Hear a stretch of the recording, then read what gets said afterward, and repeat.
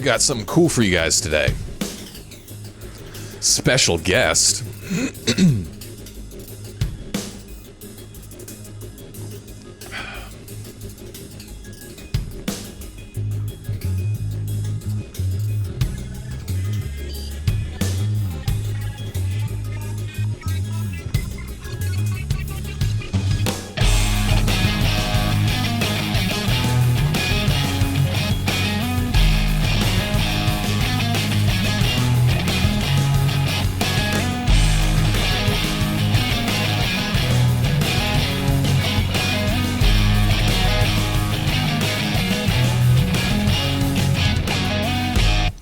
Welcome, my friends, to another episode of Man vs. World. And I'm hyped today. I'm hyped because I've been cooking something in the oven for a long time now. And it's time to finally start rolling this stuff out to you.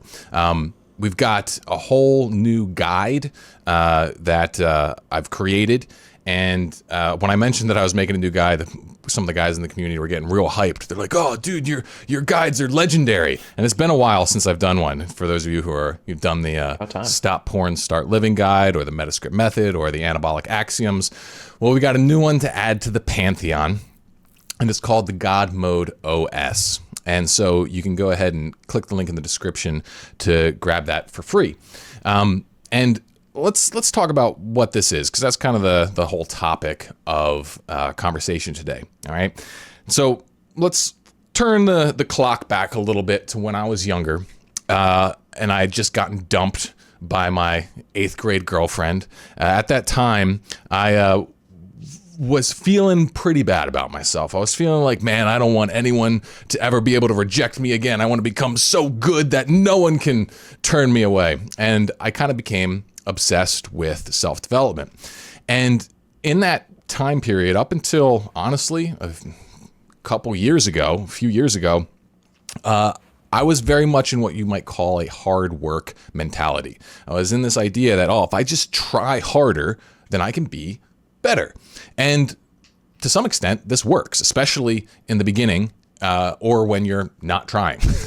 Right? If you go from zero effort to some effort, you're definitely going to see some improvements in your life. But the problem was, like, as I became more competent and I was working harder and harder and harder, eventually you reach like a ceiling in how hard you can work. You run out of hours in the day. You run out of just like literal brain juice, and no nootropic or, caffeine supplement or whatever can just make you focus harder.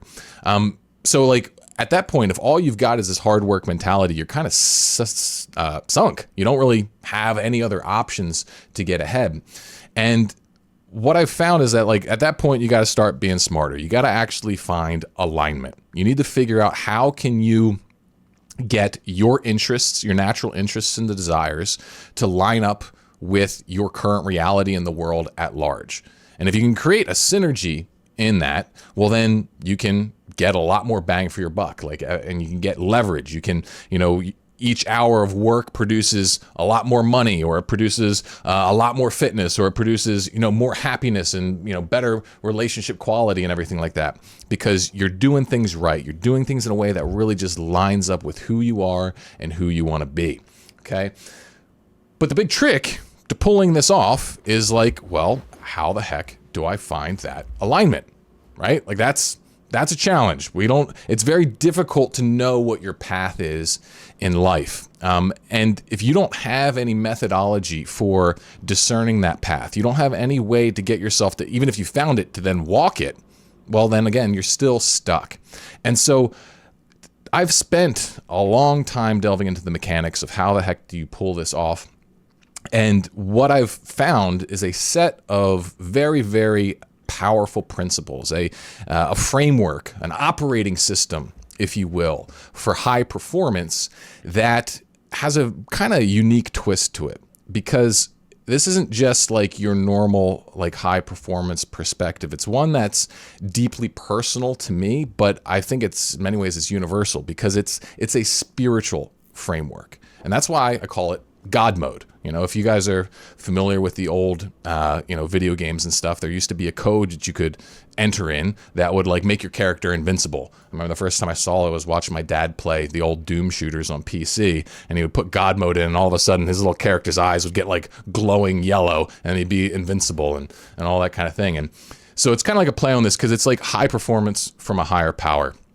And to kind of talk to you guys about this, about how we got there and what we're trying to do with this, I brought on my business partner, Derek Viveros. Derek, how you doing, man? Hello, thank you. I'm really excited to be here. Yeah.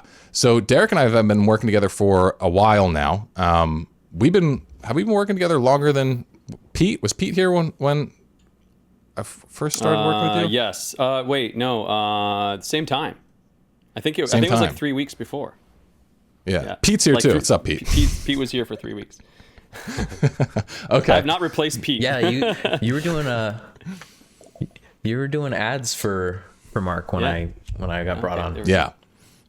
Yeah. And so like part of the incentive for all of this was because I really wanted to be able to focus a lot more on the content and not have to really work so much on the business aspect, because I was feeling like that was really holding me back. I wanted to scale my efforts, and Derek, he's really good at that kind of stuff, the business side of things, but he's also really been helping me talk through and flesh out a lot of these high performance ideas, because you guys know I've been helping guys quit porn for like almost a decade now, and in that process of helping guys quit porn, I just like learned a lot of stuff that was very unique. And I think just because quitting porn is a very weird problem, it's something that doesn't like exist in other like problems. Like the drug dealer sits in your pocket. So it's like you have to go deep to solve a problem like that.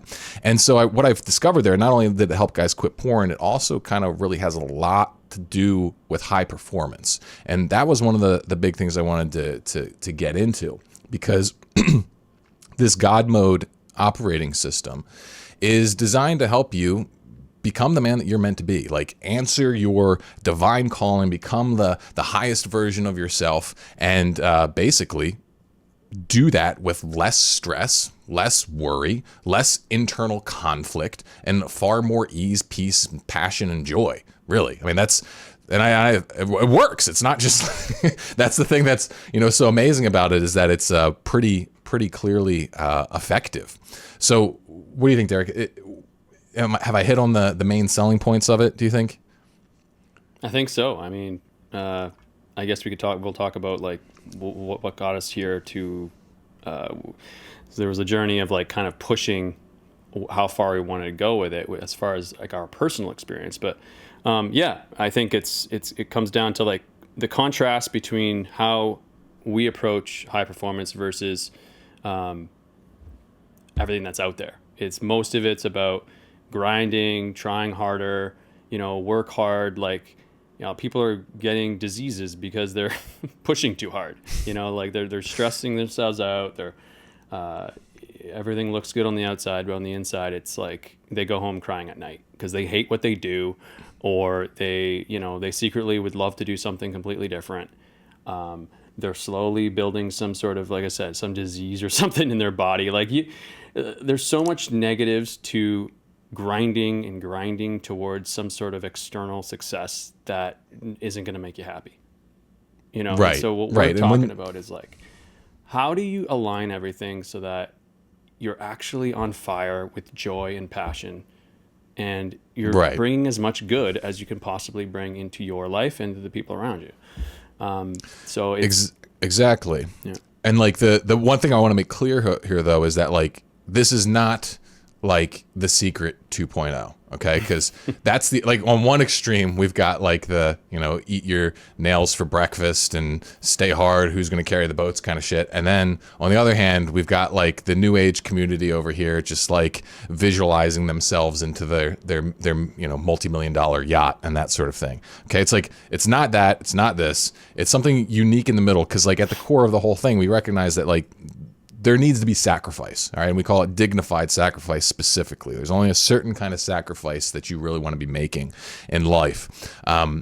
But outside of those essential sacrifices, really, life can be fun. It can be like really wonderful. Now, if you're in a bad spot right now, it's like, might take a little bit of doing to get there, but I believe that everybody can. You need the right tool set. You need the operating system to really pull it off. So, what do you think? Let's go ahead and maybe get in a little bit to like how our main framework is set up. And you remember, you can just go download the new God Mode guide if you want to get it all in more detail. But we want to definitely give you an overview of how this works. So the main thing, and we can probably put some diagrams up on the screen here somewhere, but yeah, go ahead. Yeah, I was just going to jump in and just say, like, it might be a little bit of a way to explain how we got here. The concept, like, so what drew me a lot to you, Mark, was you talked a lot about dignity. Like, and, from when you're listening to people talk on the internet and, like about bettering themselves, whether it's quitting habits or moving towards goals that you have, nobody was talking about dignity. And it was like, whoa, this guy is talking about something deep here. And I came back to the Catholic faith 5 years ago. So, and you mentioned like New Agey and all that kind of stuff. Like, I remember when The Secret came out. They literally, like, it was a secret because they didn't let anyone see it. You had to get like a referral to watch it online. Like, yeah, this was like probably that's good marketing. 16. Yeah, it was like, oh, what? I want to watch it. Like, there was a lot of that going on. So it was like, it was huge. Like, for me personally, it was really big. Until you start realizing that it's not the whole picture, right? Right. It's maybe a little part, sort of, but anyway, I've seen all of that, and that's why I was drawn, and then coming back to the faith, going through all that journey, and then coming back to the faith spiritually to Catholicism. When you were talking about dignity, I was like, this guy's talking about something good, and then I was like, maybe he's Christian, I don't know, and eventually I kind of put two and two together, and I think maybe you said it in one of your things or something like that, but I was like, okay, so dignity is a major, like, foundational piece to this whole framework, because how we relate to ourselves and how we relate to our goals and our authentic goals and our authentic, like, if we're connected to who we really are, then that's how God has made us. And so I guess that's the cool thing about having like our faith behind us, because it gives us these like principles, and everything's kind of governed from that. And there's just so much goodness to all of it. And it's created this framework that just touches on all these pieces. Like, one of the things you were saying just recently, and you were talking about, anyone who's, thinking about bettering their life. It's like, you said, I believe you can do it. It's like, that's in our faith. Like, we believe that each of us have this unique greatness, this we're all called to what we call sainthood, right? But in maybe the secular world, or people who aren't Christians, they might say, their greatness, it's whatever is like you're truly called for. We're all meant for something really, really good. And I think that's like a awesome foundation to where to start from. And I don't think anyone else really talks like that, That's true. And like, the reason why I talk like this, and just to put it in context, because I know for like me growing up, I went to Catholic school my whole life and everything, and then they would talk about dignity, and I'm just like, cool, whatever. Didn't give a crap about it at all until I understood the practical utility of dignity. And I really had to confront this when I was helping guys learn how to quit porn, because at the end of the day, it's like they needed to have justification to sacrifice for themselves.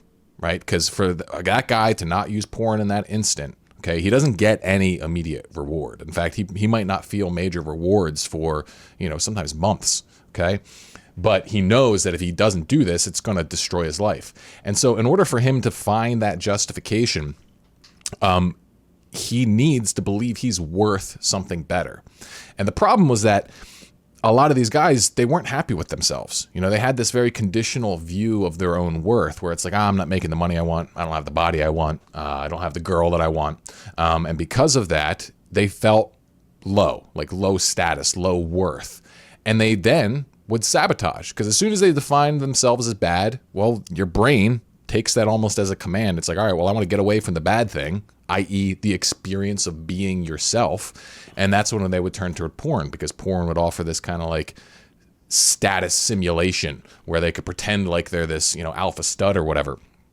And so in order to get guys out of that at a deep level, I had to shift the fundamental way that they like valued themselves and realize that, hey, your worth is unconditional. And that's what we call dignity, this unconditional inherent worth. You know, Christians justify this by the idea that, you know, you're made in God's image and Jesus died for you even though you're a sinner. And there's other different ways in which you can come to that conclusion. You know, maybe we can get into it if we think it's interesting. But the core thing is that when you realize your dignity is that you ultimately find infinite justification to becoming better, infinite justification for sacrificing for your own highest conception of goodness. And so without this, you basically only have as much justification as you have like a personal sense of, I guess, status and need.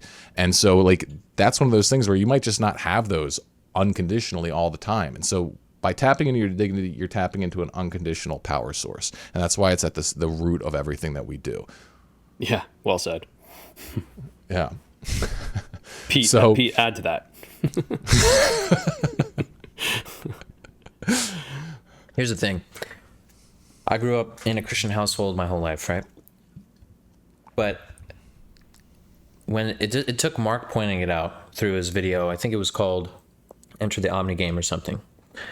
Took him pointing it out and saying, look, there's two different types of sources you can be using. There's this dark side Sith Lord energy, and there's this light side Jedi energy. And he went through the different levels of each side. And it was very entertaining. It was very well done. But he got to the Sith Lord, and I'm looking around at my life because I've been blessed to be able to do a lot of different things, especially for someone my age. I've done a lot of different stuff. And I realized after watching that video that I was using dark side Sith Lord energy, even though I believe that I don't ascribe to that method of thinking. I was operating in it without me realizing it. And so you can think, oh yeah, I have inherent dignity. I'm basically good. But what do your actions say? How are you actually operating in the world? Because you might find that there's a disparity there between what you claim to believe and what you actually believe. So let me give you guys an example so you know what Pete's talking about here. So it's like the one of the simplest examples is the guy, like, how does he motivate himself to go to the gym? Okay, does he say you go to the gym or else you're fat and you suck? You know, basically like threatening yourself with like basically self-abandonment. It's like, hey, I'm gonna hate you unless you do this. It's like if you don't perform, you're not good enough. That's vacuous energy. It's this idea that you're not already good enough. Okay, that's this dark side Sith Lord energy he's talking about. Or you could say, hey, you're inherently good. In fact, you're inherently perfectly good. Nothing can make you any better or any worse. However, if goodness is your nature, then for you to go against it will cause you pain. It'll cause you harm. And so if you want to actually honor your nature and not cause yourself more pain, then we need to reflect that goodness in what we do. And so if we're good, then let's have that be reflected in our body. Let that be reflected in our fitness. And so let's go to the gym and honor our dignity. So it's like those, you can get yourself to do stuff dipping into either jar of energy there, but one of them sucks and the other one doesn't. Yeah, and that's a very common thing for most people who are high achievers or want to be. Right.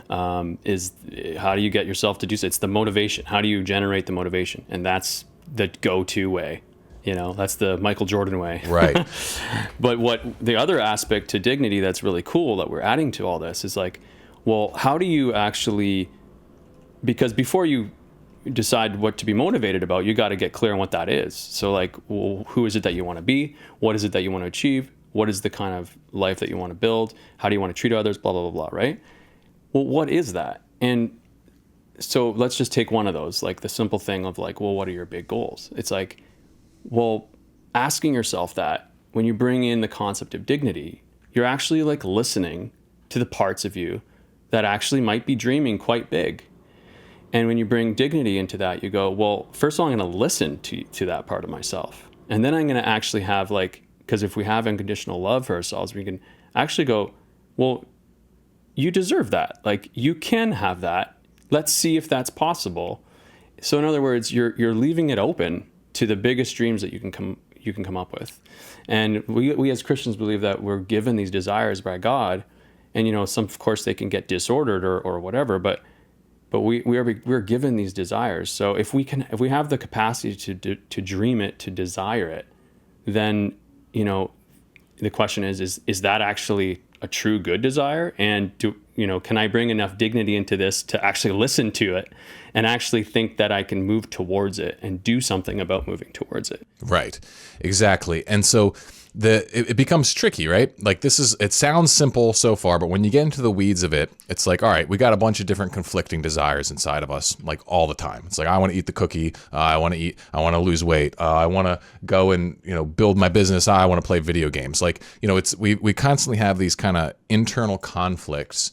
And the question is, how do we resolve them? Because when you have no internal conflict, you're just aligned, you take off like a rocket. But the problem is so often we're just not like that today. We feel like we're pulled in a million different directions. And even if the directions are good ones, if your attention and focus is split, your results are still going to be mediocre or even poor.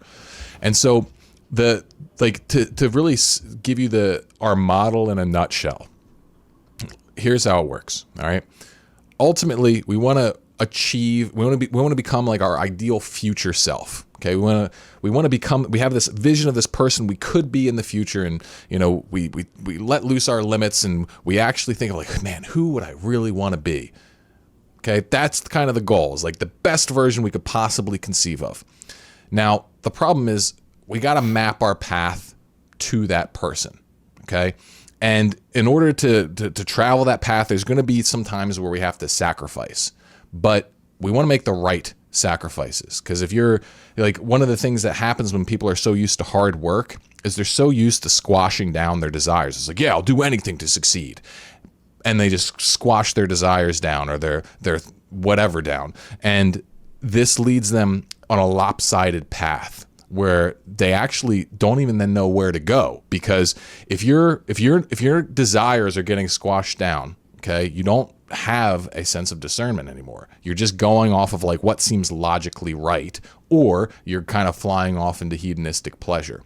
And so in order to reach our highest potential, we need to have a steering mechanism. And that steering mechanism is the balance between instinct and intellect. I've previously called these like your primal and terminal self. But really what you're looking for is this golden thread through your life where both you emotionally are on board with something, you're emotionally fired up and compelled by the thing, but then intellectually, it also sounds right and checks out with your, morals and values and rational understanding of the world.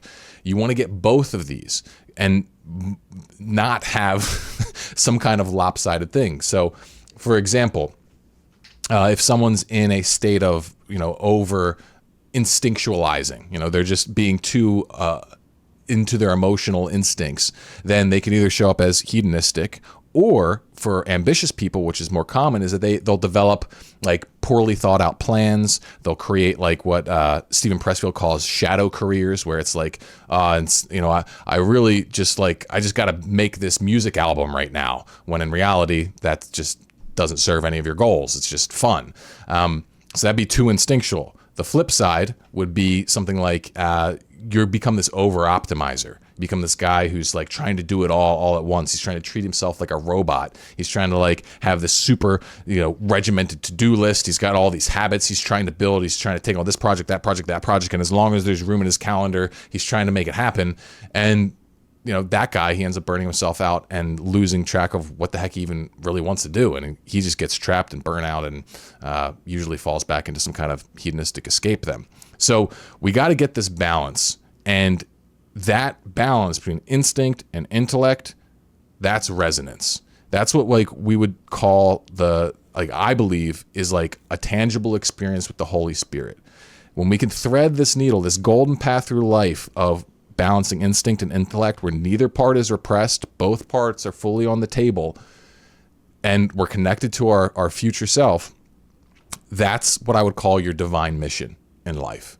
When you're really plugged in on that path, and that's like a spiritual thing. And you can learn how to sense it, like in your body, you feel it when you're doing that.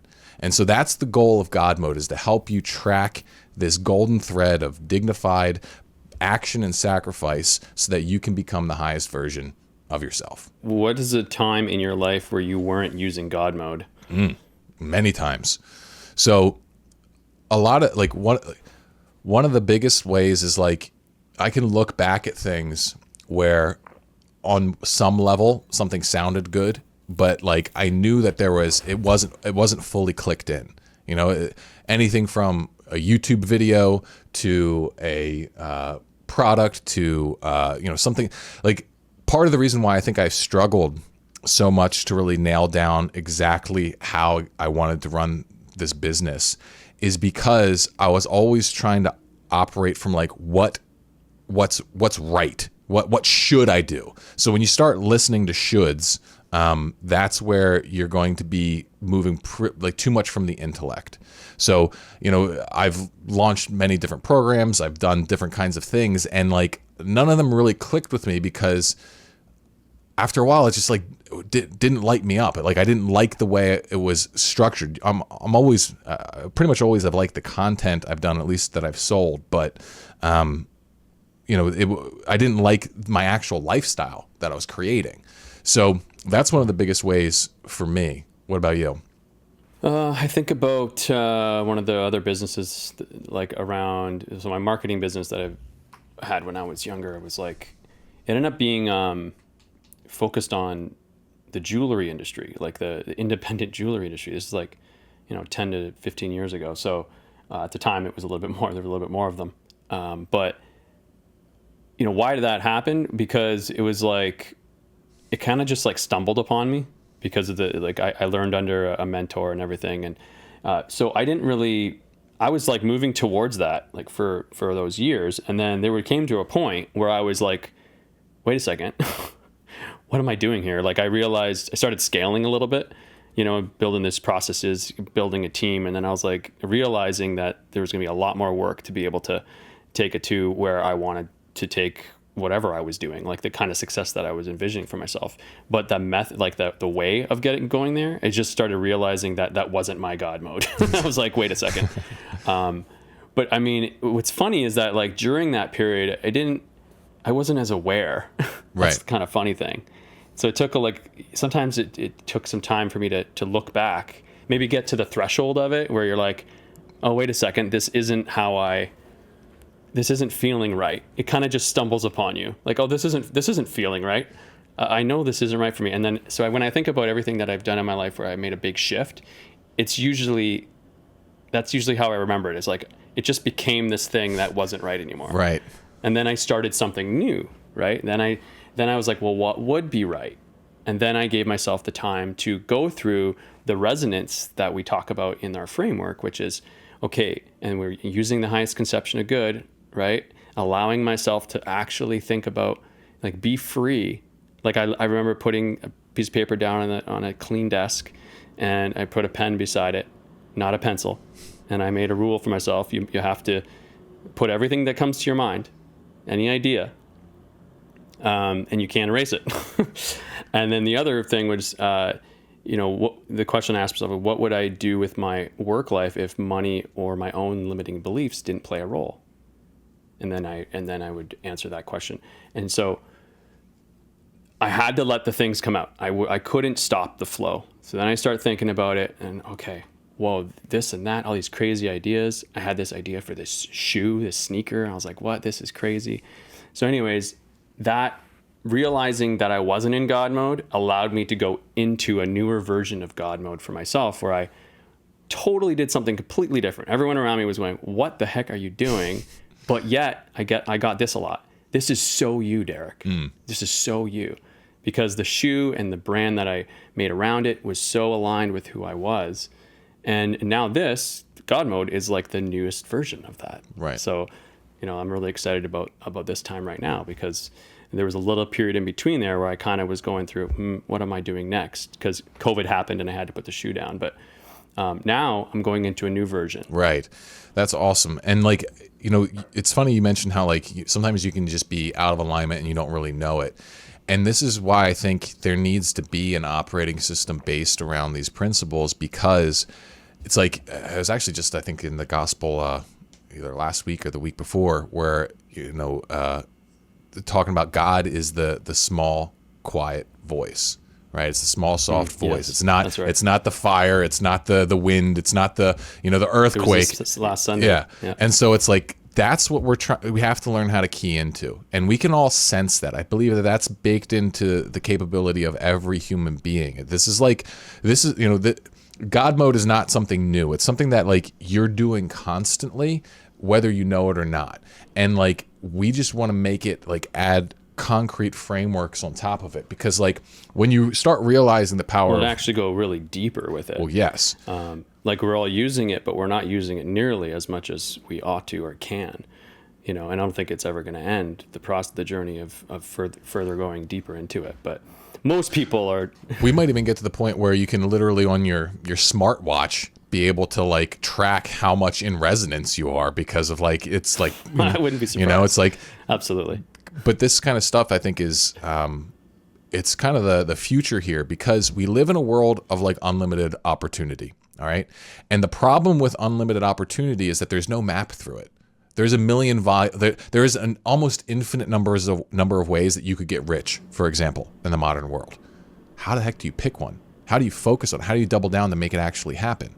Well, it's like you need to have a path. And the only way that you can have a path created for you is if you learn how to find it inside of yourself. And so it's like this alignment between instinct and intellect. It builds your path. It builds your really your epic journey. This is the main quest line of your life. It's like it's like in in video games, you got that big, arrow, that quest marker that tells you where you should be heading. This will show you how to do that. And like God mode, what we're going to be doing is breaking it down on like all the levels. So it's like, what's the big vision? Okay, what's the next step? How are we going to set up your habits? How are we going to modify your mindset? What are all the things that we need to do? It's like it's a lot of little pieces to really line yourself up, and it's just. And it's not even just the opportunities, because that's the one half. The other half is the distractions. Yes. That our world is giving us all these opportunities, which is incredible. We have more wealth now than we ever had in our history of humanity, but yet we have the most distractions ever. So like, even if you go into the tradition of the faith, like we've got all this wonderful tradition where they've learned all these great masters of teaching how to do stuff like this in some way, shape, or form. Maybe a little bit more focused on spirituality, which I would argue this is spiritual, but I think you know what I mean. But they never were dealing with what we're dealing with right now. Like nobody in history is dealing with what we're dealing with right now. Yep. And this is our humble take on how to deal with it, and sift through that journey that you're talking about.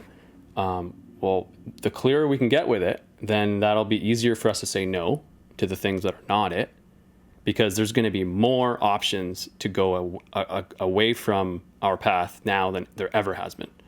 Right. And I don't even have to go into all the reasons why that is and all the examples. But Pete, what are you thinking of all this when you're hearing us talk about this? Well, Mark dropped the R word, so we got to talk about that, okay? Okay, what's the R word? Why does God want me to be rich? Am I not supposed to just go live in a cave somewhere and like eat honeycombs? Maybe you are. And just pray? Maybe you are. Yeah. Have you checked in with that? Maybe that's your calling.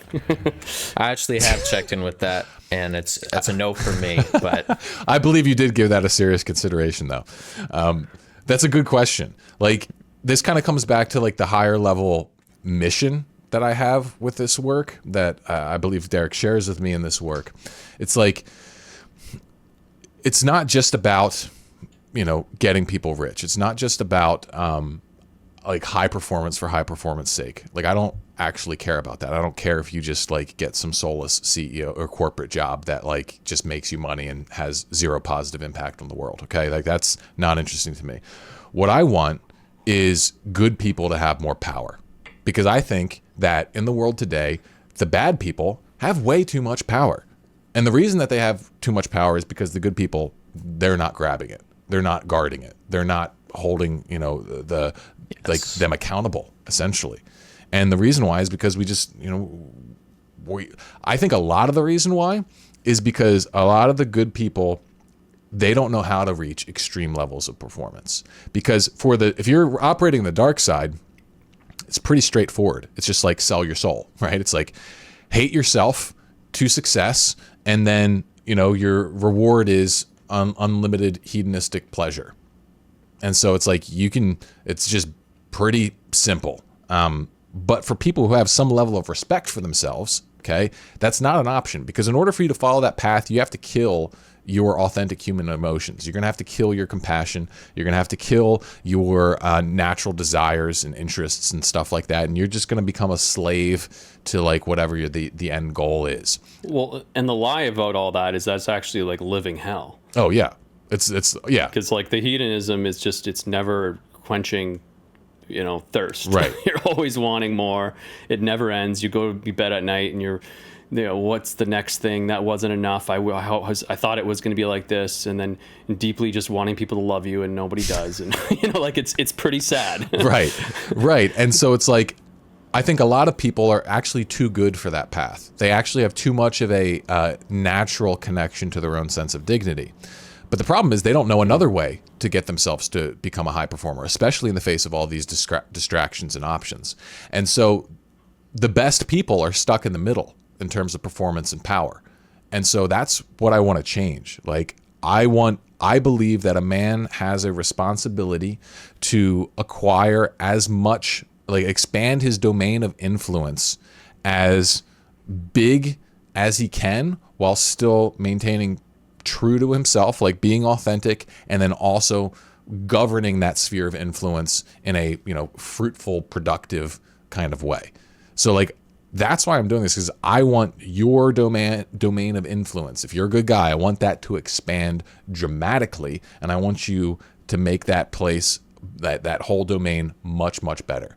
Now, for some guys, that's just going to be, you know, simple 9 to 5 and a family. Nothing wrong with that. A family, a strong, a well-run family can have ripples for generations, okay? Like, I'm not downplaying that. But I also believe that there are many guys out there who are called to something much more socially impactful in the present day.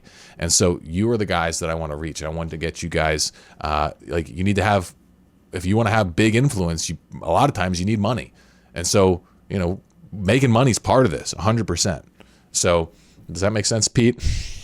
There's an old story that goes something like this, and I'll paraphrase it for you. But the trees got together one day, and they had a big meeting. They said, hey, we need a king.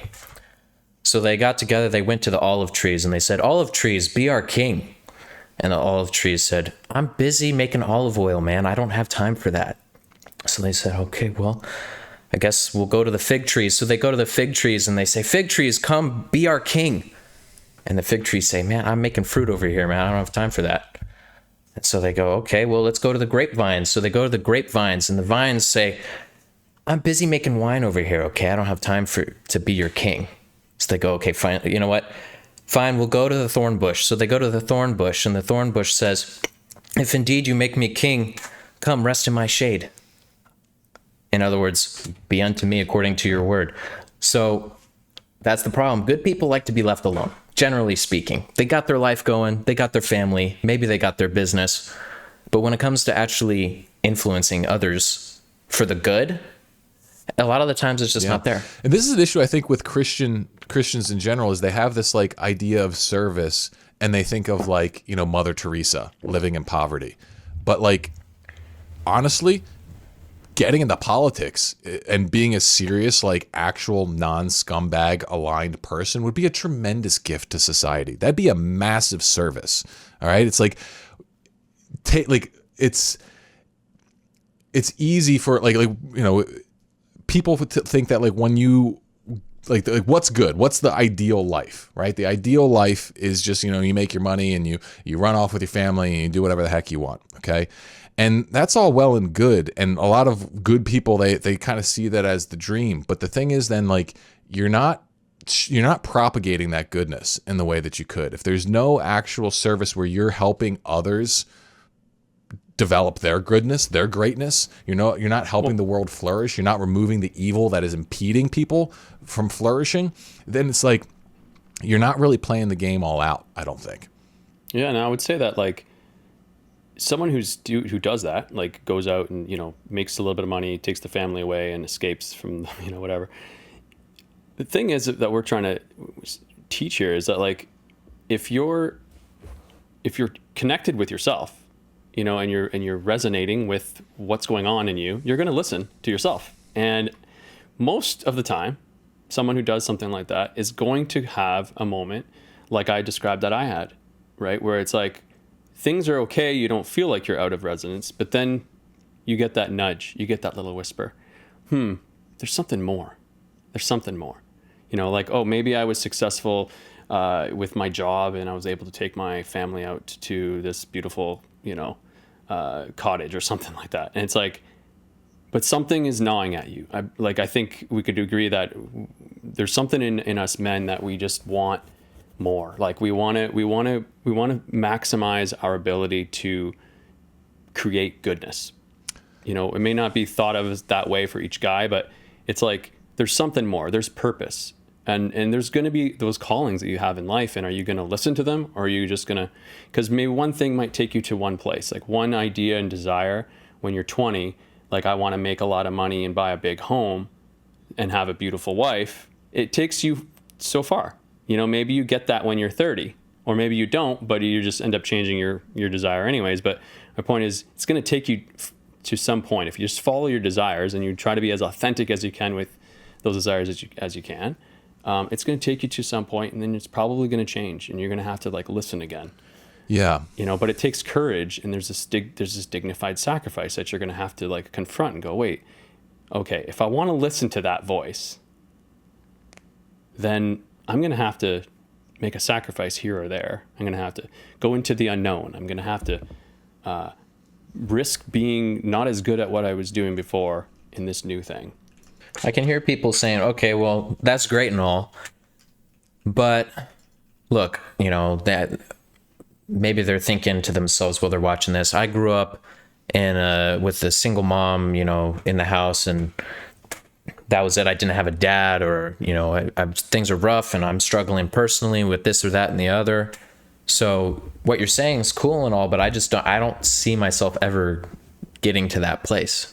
Well, that person's like, well, do it for your own sake first. I mean, it's got to be a win-win. All right. That's one of the things about dignity here, is that like, if you're not winning, then you shouldn't be doing it.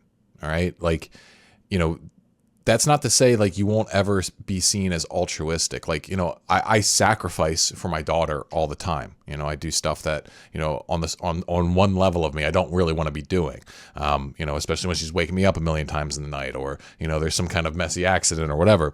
But the thing is, if I check in with myself, I actually do want to be doing those things, because that means I get to have her as a, you know, I'd much like, because that's what it means to be a father. And so like, I love it. I'm all in on it, even if like part of me doesn't feel like it. So like, it's still a win is what I'm saying. It's like, what I'm not going to do is engage in a relationship or do something that doesn't serve me. And so before you can serve other people, you have to have a level of competence. You have to have your own shit together. So it's like, otherwise, if you try and go help other people while you're still a wreck, one, you're probably going to mess them up too. And then additionally, it's just going to feel like it's stealing from you. You're not going to be stable enough. Your cup's not going to be full enough to overflow into theirs. So first line of, you know, business here is for you to fill up your own cup. Okay, I got to start with me. How do I use this framework that you're talking about, this new framework? Well, let me add to do that. Let me add to that a little bit. I think this is why we think that it's so powerful to bring our faith into this, because and again, if you don't have it, then, you know, maybe just consider the concepts and take them on, because they could be really helpful. Like, if you're in a situation and you don't feel like you've, you know, the situation's holding you back from whatever it is that you desire, like, there's a belief of your dignity, right? And of your unique greatness that you're being called to, like the man that you know that you're meant to be. Like, the fact that this is painful to you right now, if you're watching this and you're thinking about yourself being in that kind of situation, the fact that you're feeling that is actually proof that this is not how you're meant to be. Like, you're meant for something more, and you know what that is deep down. You know what you desire. You know that the way you wish things were. Well, the wonderful thing about being human is that we can actually move towards that. And so you got to be able to find the hope and the courage to be able to maintain this vision for yourself, this man you want to be, so it's about connecting with who that is inside of you, behind all the noise, the crappy situation that you think you're in and that you are in, and just really connecting with who you are and what that desire is inside of you. Because that desire that you have inside of you is actually really good. It's that you want a good life. You want to feel good. You want to experience joy and love. So you just got to, start watching our stuff and give yourself that nourishment that you have hope. And that's what we're trying to do here, is provide you this framework so that you can move forward. Because there might be a little sacrifice. It could be a small little thing in your life right now that you can do to move you a little bit more towards where you want to go. Yeah, and I think the key with this resonance stuff, like where we get both instinct and intellect on board, is that when you only, I'm at the point where I will only do something if I have resonance on it. And what's interesting about that is that it actually means that I'm always going to be following through pretty much with what I want to do. And if I don't, then it means that I didn't want to do it. And so it's like you start taking off like a rocket. And so people, they have this old frame of reference for how life feels when you're constantly fighting against yourself and grinding against yourself and that sort of thing.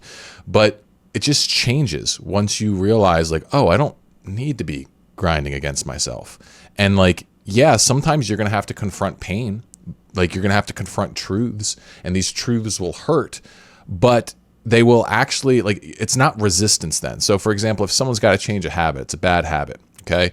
If they really follow through and they track through the resonance and stuff, and they find the way to approach it that actually clicks with them, it might have discomfort. There might be, stepping out, it might knock them out of homeostasis. There might be physical pain, but there won't really be like the kind of resistance that you would feel if you were being forced down a path that didn't really click with you. That's the worst. That's why I hated school so much. I didn't want someone telling me what I had to think about and what I had to like write about and all that kind of stuff. That's why I work for myself, is because I just want to do what I want to do. And this is really just about finding like, what the heck do you really want to do? And when you start doing that, it lights you on fire, and you're going to take off in a way that you haven't before.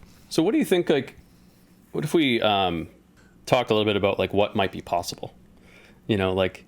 We're talking about all this stuff. There's this framework to, we're including the God mode, where can this take you? Where could this take somebody?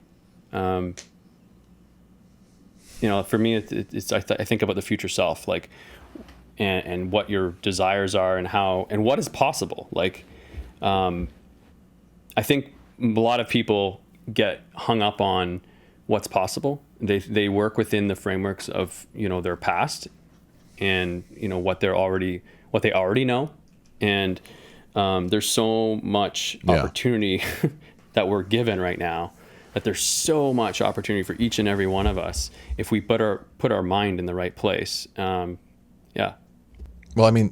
as far as like financial profitability, I think it's like anybody can get as rich as they want today if they just keep tracking the thread.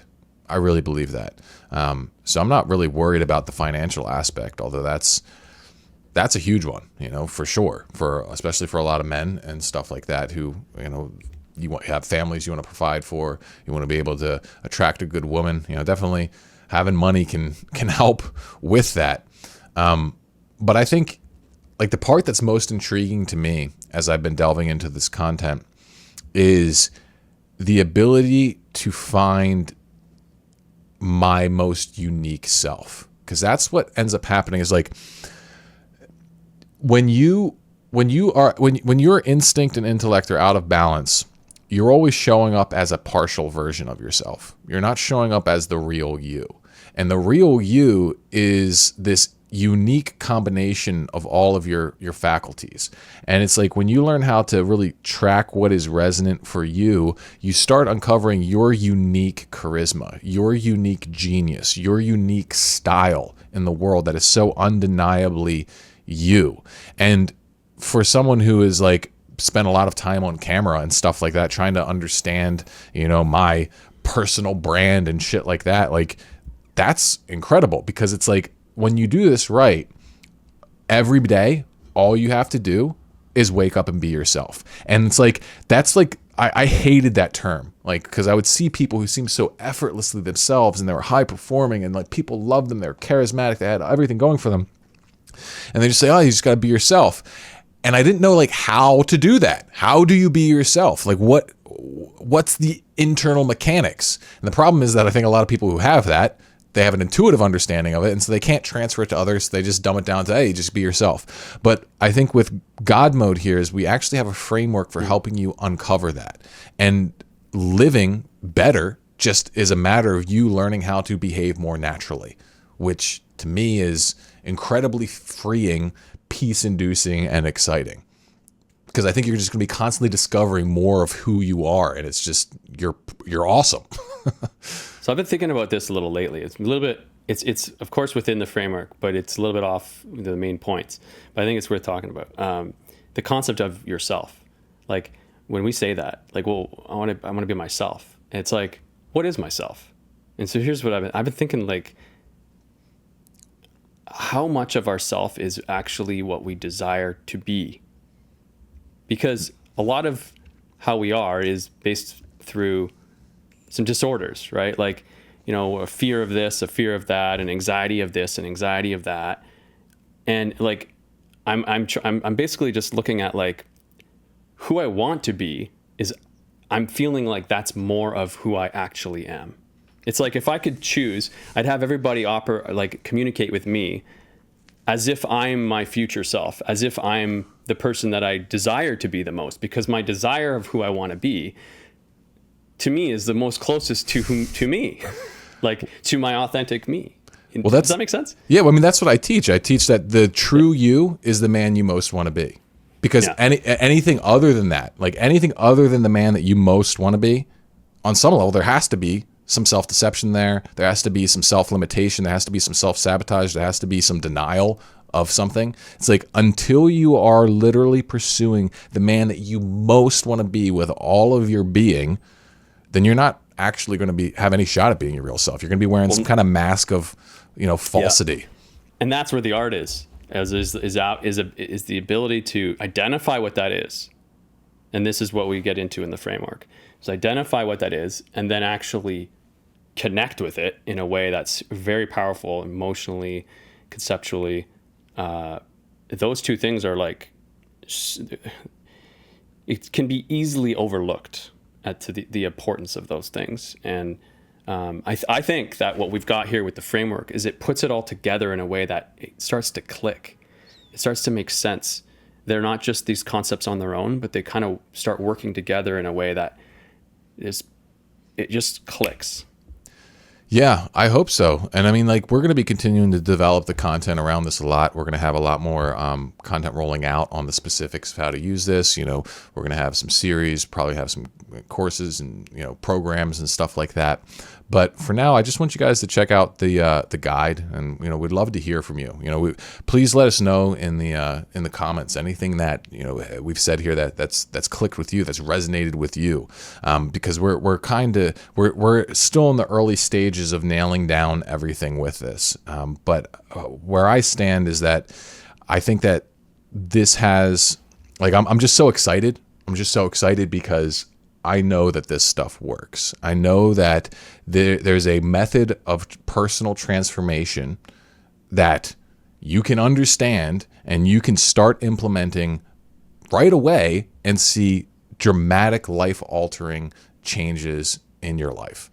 Like, that's just what happens. And the biggest thing that I think gets in the way, and what I found, you can tell me if you agree with this, Derek, the biggest thing that gets in the way is the belief that it can't be that good.